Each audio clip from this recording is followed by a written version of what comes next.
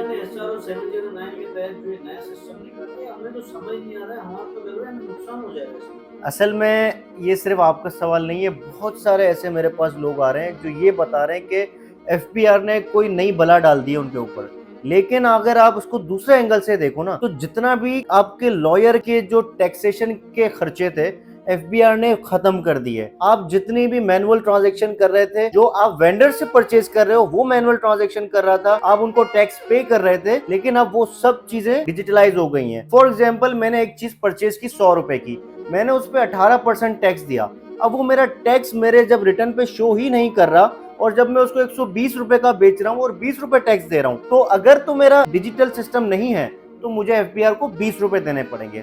लेकिन अगर मेरा डिजिटल सिस्टम है और उसका भी डिजिटल सिस्टम है जिसने ये मुझे इनवाइस किए, तो मुझे 2 रुपए टैक्स देना पड़ेगा। तो इनडायरेक्टली आपका भी फायदा है, एफबीआर का भी फायदा है, और एट द एंड पूरे पाकिस्तान का इसमें फायदा है। तो आपको इस चीज में डरने की जरूरत नहीं है। अगर आपने अभी तक अपना सिस्टम लाइव नहीं किया है, तो मैं कहता हूँ आज ही आप लाइव करवा दें। लाइव करवाने के लिए किससे राब्ता करें? देखें, स्विचर टेक्नो एक कंपनी है जिनसे मैंने खुद लाइव करवाया हुआ है। वो आपको एक ऐसी सर्विस दे रही है जिसमें आपकी वन टाइम चार्जेस हैं।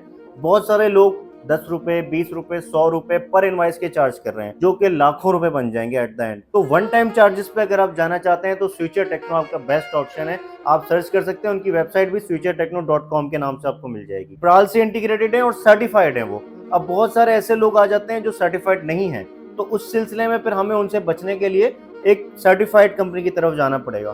तो मैं ये रिकमेंड करता हूँ, बाकी आपकी चॉइस है।